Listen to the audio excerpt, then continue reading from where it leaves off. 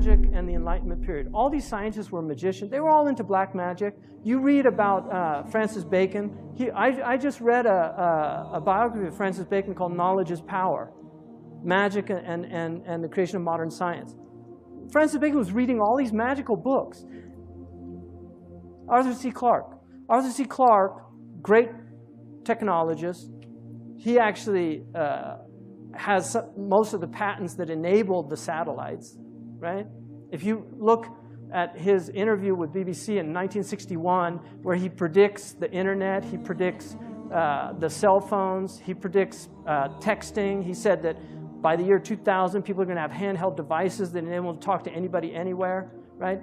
He will have in his own house, not a computer as big as this, but at least a console through which he can talk to his friendly local computer and get all the information he needs for his everyday life, like his bank statements, his theater reservations, all the information you need.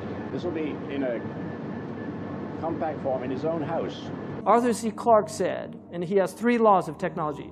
One of his laws is no technology reaches a level of complexity except it becomes indistinguishable from magic. So, you know, I don't know. I'm not a big fan. I'm not a Luddite, right? I'm using a microphone right now. I'm not a Luddite. But this whole worshipful attitude towards technology, to me, is really stupid. This is a book from the 15th century. It's a picture of the devil, you know, and this is something, you know, Muslims used to sometimes depict things, Kitab al-Bulhan. But I want you to look at his hands. You see this sign? I don't even want to do it on film because people will take a clip and then have me in one of those pictures doing that sign. It's an evil sign.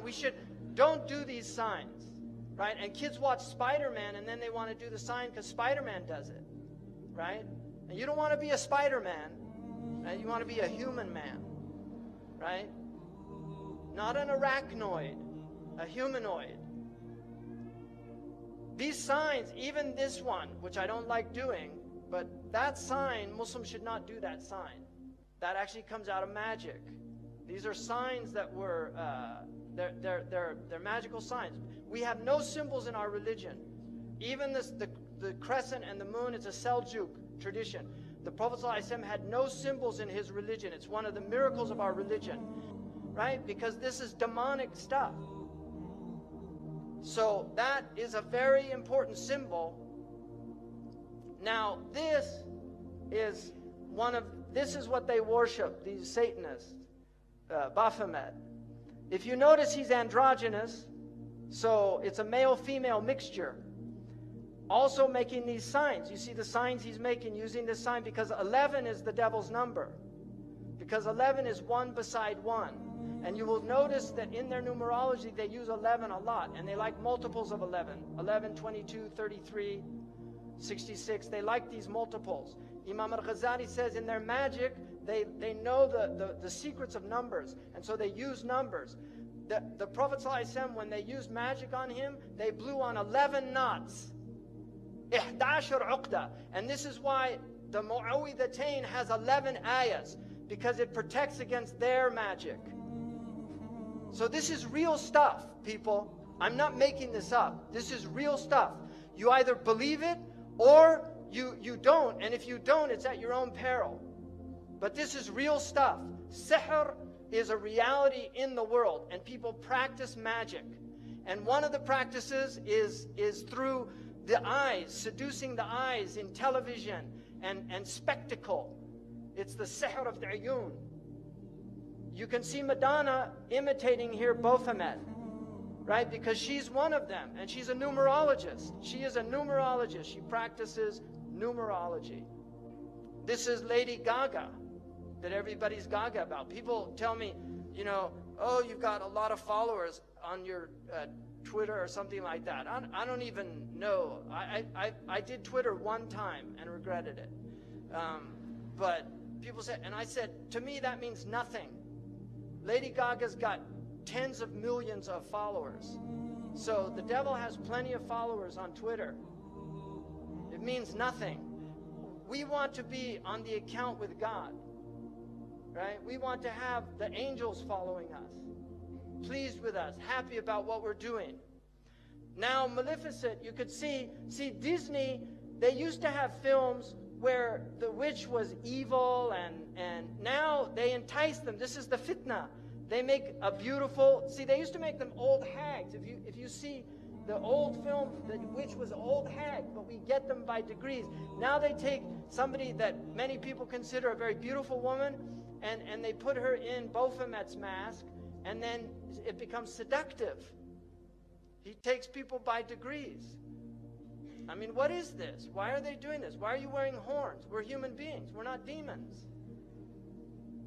And then you can see these signs. Why do they use these symbols? Now, this man over here, LaVey started the Church of Satan.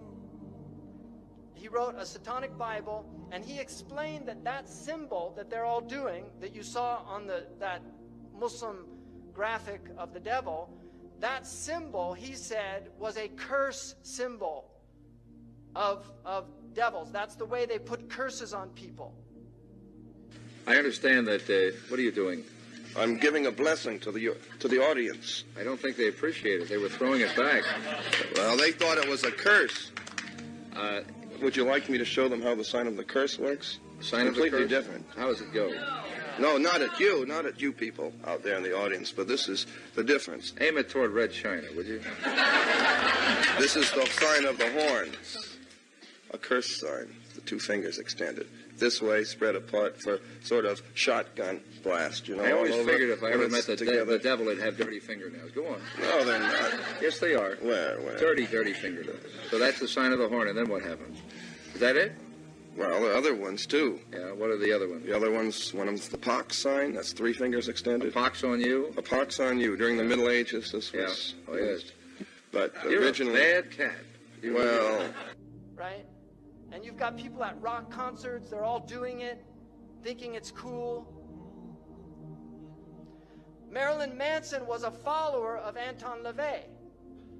He has tens of thousands of people go to his rock concerts. He has them openly denounce God. Openly. He says, I want you all to reject God tonight. And they all do it. So this is real stuff, people. He's very committed to this. He takes it. He's a minister in the Church of Satan, and they use music because music is fitna. It's enticing. It sucks you in. You like it. It's enjoyable. This is what he looked like when he was a little kid. And this is one of their symbols also. They use astrological symbols. This is him on stage. This was a cover of the Beatles because John Lennon was heavily involved in magic. He was a follower of Aleister Crowley, who was a magician and has massive influence on Western civilization. He's one of these unknown influences. But they followed him. They're in doctor's suits with abortion. The Warner Brothers was so disturbed by this that they covered it over. Now this has no shock value for people in the West. But in those days, it had shock value. But this was an album cover that they chose because they believed in free sex. Free sex necessitates abortions because people get unwanted pregnancies. Right? This is khutawat al-shaytan. That's how he takes people. That's why Allah says, وَبِالْوَالِدَيْنِ إِحْسَانًا, right? Allah says, وَلَا تَقْتُلُوا أَوْلَادَكُمْ خَشْيَةَ إِمْلَاقٍ. Don't kill your children out of fear of poverty, but then وَلَا تَقْرَبُوا الْفَوَاحِشِ. Don't go near the fawahish that will make you want to kill your children. There they are doing these symbols, you see, and this is another symbol. Even though it means okay, it's actually a demonic symbol that represents 666.